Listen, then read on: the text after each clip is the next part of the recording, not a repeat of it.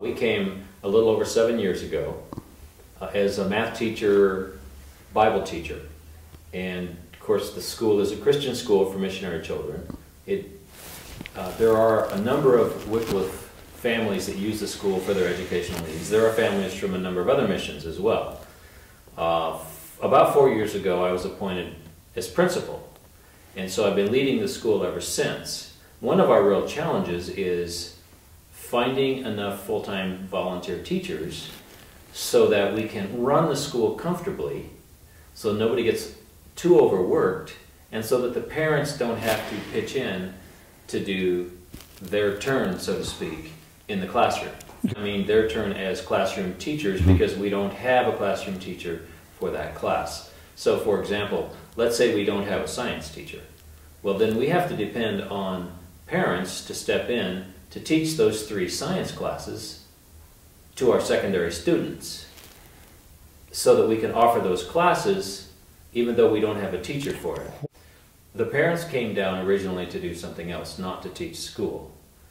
And so that work that they came down to do suffers to some extent, because they don't have all of the time that they need to dedicate to it.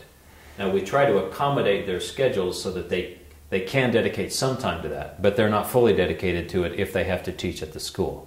There have been times when we've simply tried to loosely oversee the children, and they've been responsible for their own studying, kind of a loose homeschool classroom type arrangement.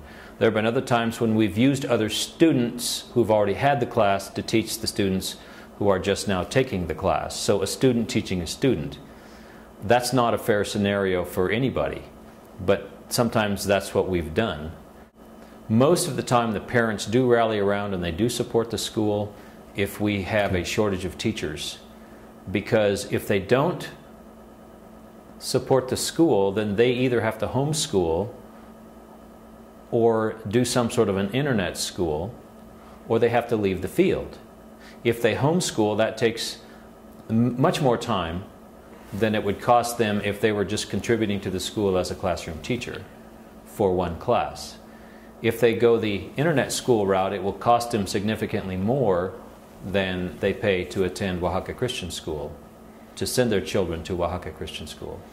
And of course, if they go back to their home country, then they're not here to minister in the way that God has sent them to do.